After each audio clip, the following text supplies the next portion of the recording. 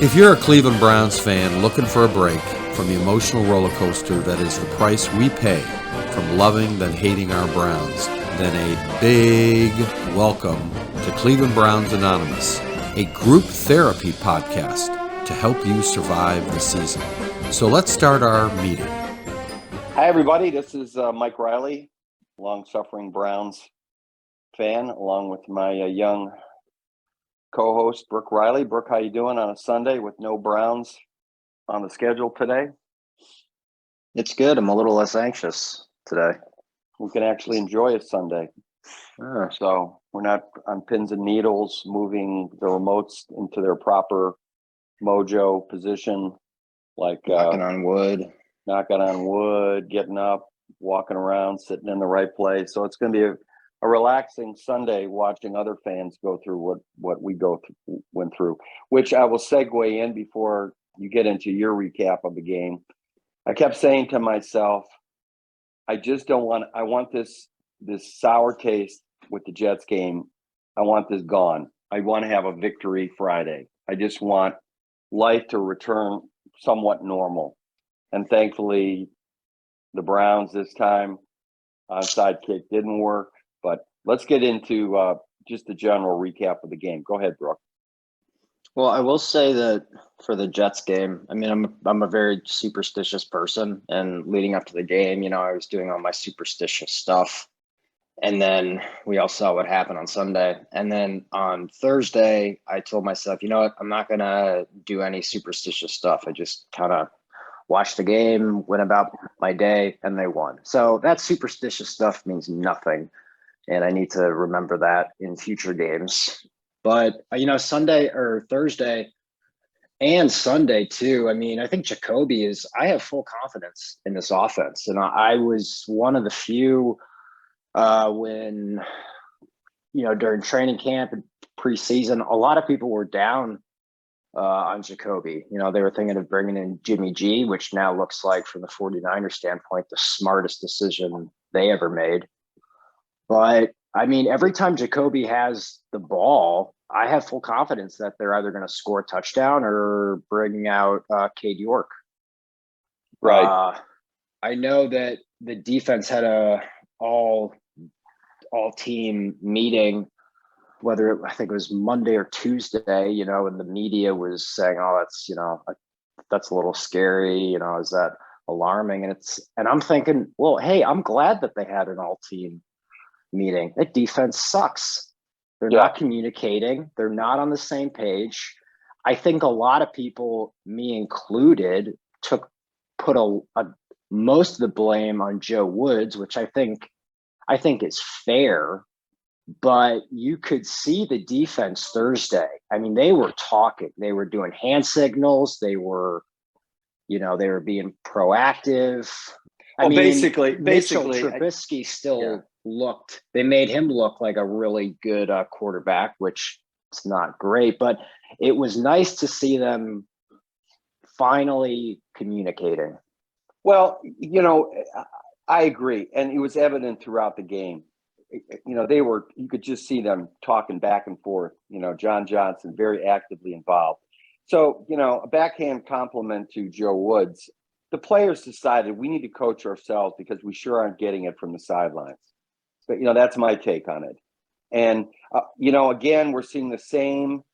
The thing that really bothers me about Joe Woods and his defensive coordinator, it's not like he's cooking up some exotic defense for the opposing quarterback. I mean, he's one of those old school guys. You see him all the time. This is my system. Come beat us. You don't see Belichick doing that. Belichick is, hey, again, go back to the two Bills, the 30 for 30, when they played.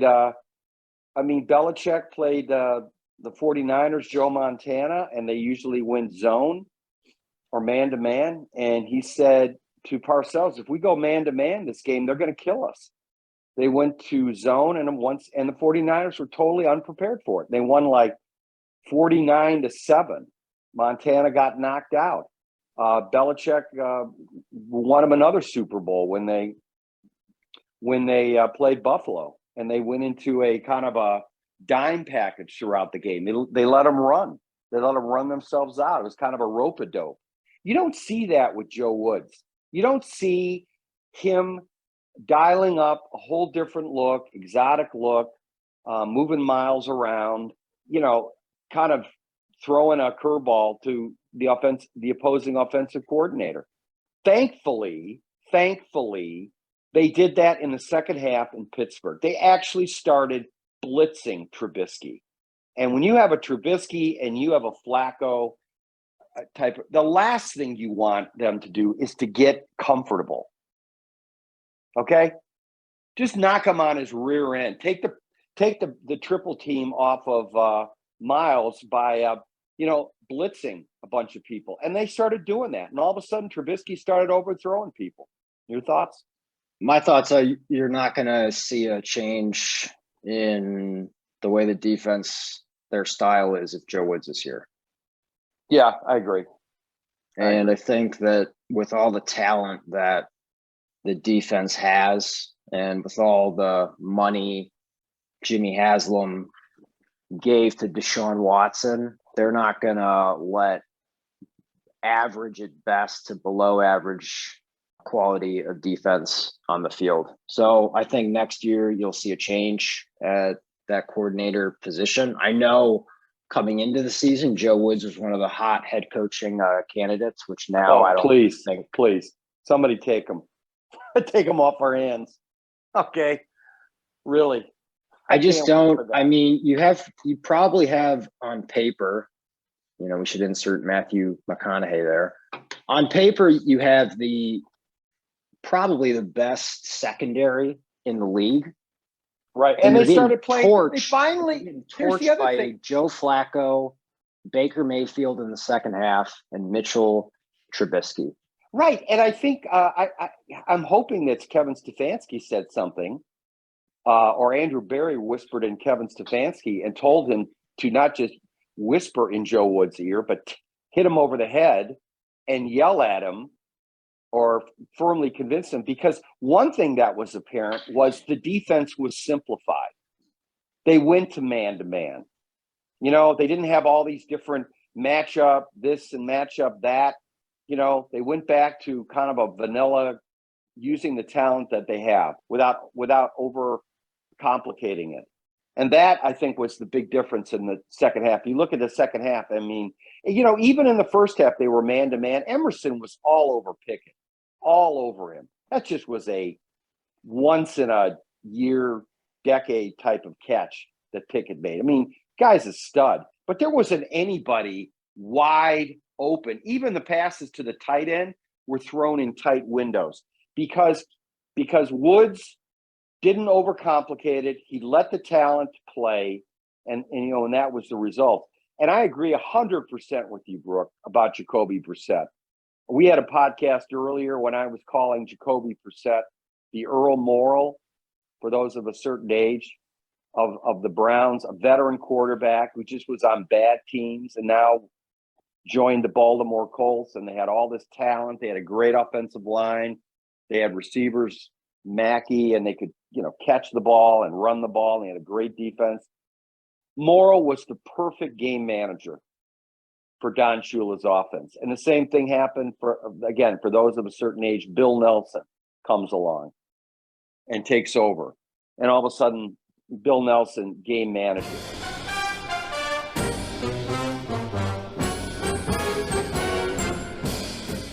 Hey, let's stop here. We got to pay some bills.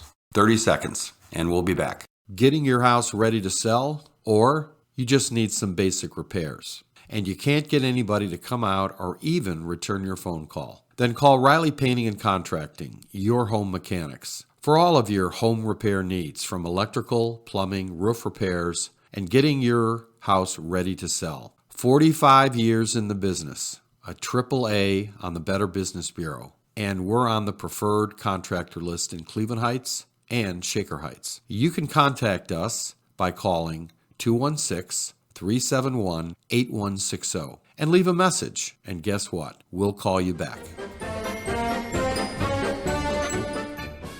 The Browns' offense is surrounded by talent.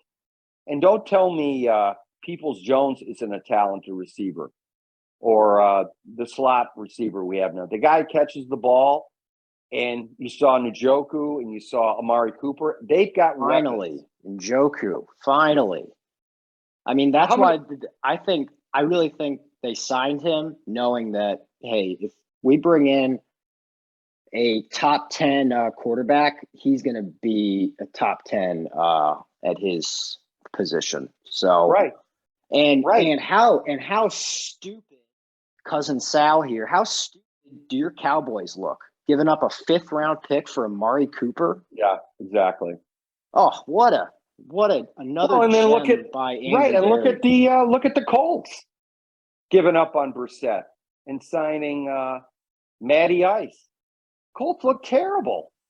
Yeah. On offense. It takes a village. What we're seeing is Stefanski, he's come up with some criticism. He's with his cliches and his endless, it's on me and this and that. Okay, fine. That's the price you got to pay. But this guy is extremely talented in taking a Brissett or a Case Keenum or a Nick Foles type quarterback and just turning them into a top 10 quarterback. And I predicted a couple of weeks ago on a podcast, I said, Brissett's going to run the plays that Stefanski calls. And these guys are going to be frickin' open like Amari was on that 3rd and 1. What a brilliant play call. And now you got a guy at 6'4" who can do that quarterback sneak and do variations of the quarterback sneak. What's that going to do? Opening it up for Chubb and Hunt if they're in the backfield, knowing that, 4th and 1, you got to watch Brissett and that beast coming behind center. So between getting Njoku in the game, and Njoku sets up perfectly for Brissett, who likes to throw the safe passes, the little 10-yard, square outs, which is then going to open it up for Amari, which is then going to open up for Hunt and Chubb coming out of the flat. Brissett runs a great screen. Yeah, you know what? Our only question is going to be on the defense, which is an amazing turnaround. Yeah, I mean, the whole training camp, people were saying, got some questions on the offense, got some questions on Jacoby. Do we have the receivers? And people are asking, okay, so how's the defense look? Oh, they're going to be great. Yeah. Really? Yeah. I mean, wait till Justin Herbert comes in, Tom Brady, Josh Allen.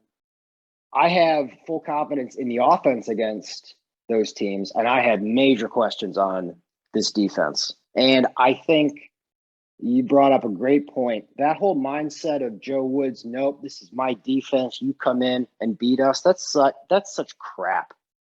I mean, adapt. That's what, that's what Stefanski does. That's what Baltimore does. That's what Pittsburgh does. Well, when you really think about the defense being, coming up against Justin Herbert and all these other, think about how the Browns played these teams last year. It was Baker that was killing us. I mean, when you think about the Kansas City game, we had that game won. If Jacoby's in there, he's not going to throw that dumbass interception with time, late in the 4th quarter.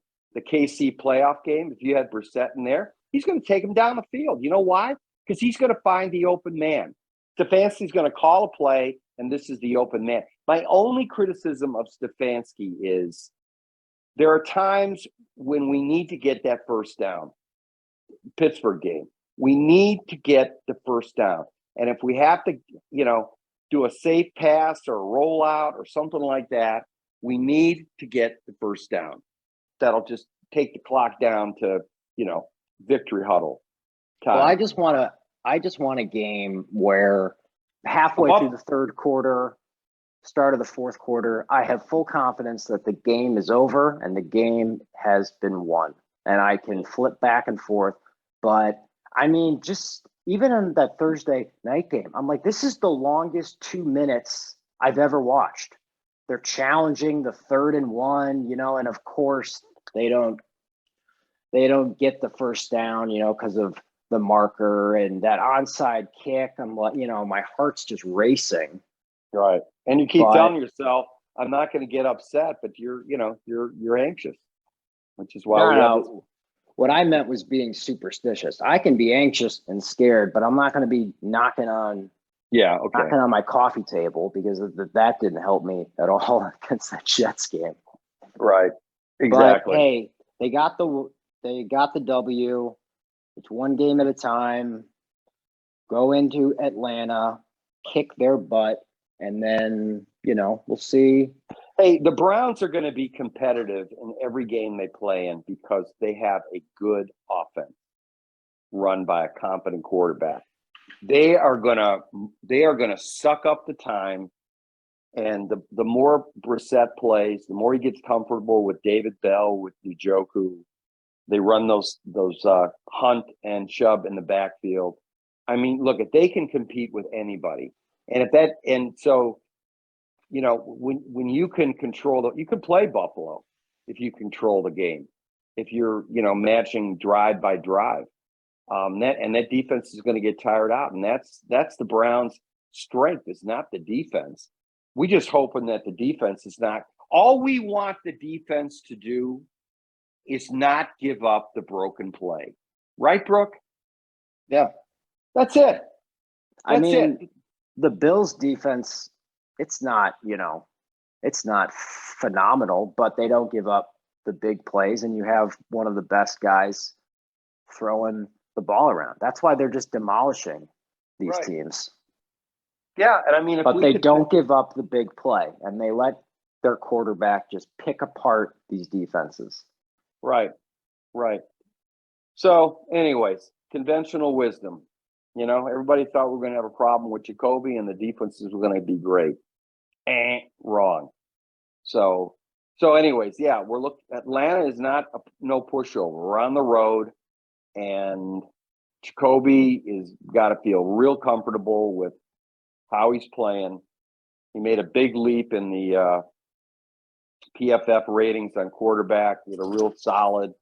He's only thrown one interception, and that was in desperation heave.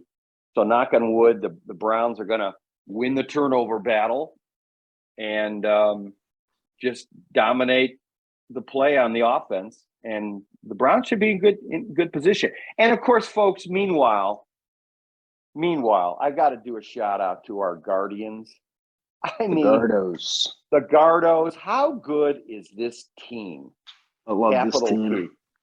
This team, Stephen Kwan, Jimenez is one of the higher. Yeah, Naylor. That's who the Browns need on defense. Is like a Josh Naylor. Right. Some linebacker who's just getting in the secondary's face. You got Miles Straw heating up. Thank you.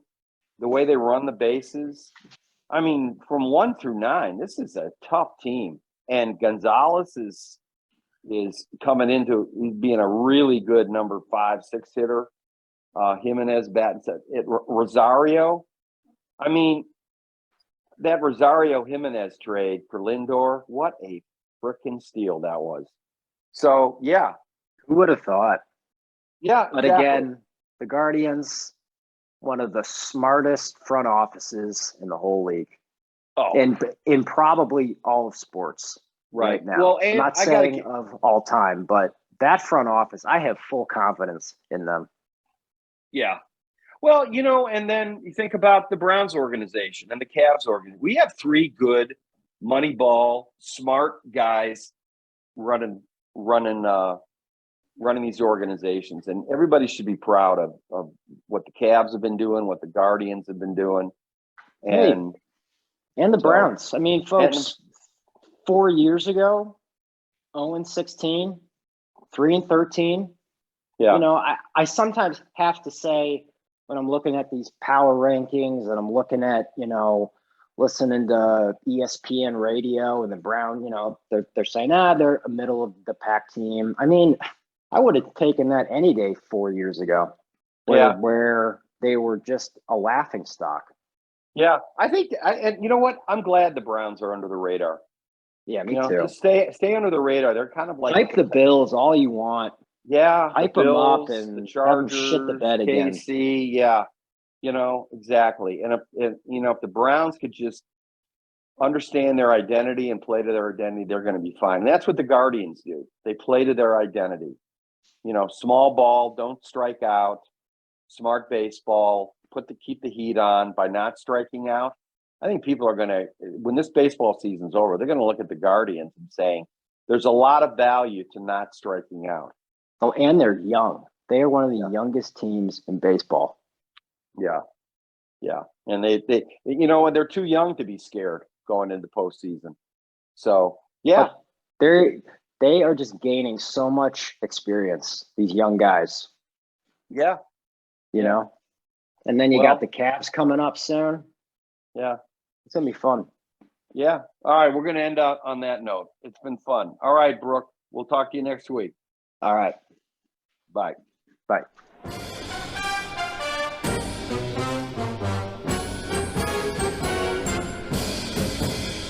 Thank you for listening to the Cleveland Browns Anonymous podcast with Mike Reilly. We have a lot more content on the way as we get this new podcast started. You can also check out some of our other podcasts like the Cleveland Real Estate Investor Podcast and other new ones that will start soon. On any platform that you find yourself listening to us on, feel free to leave us a like or comment or follow us. It always helps.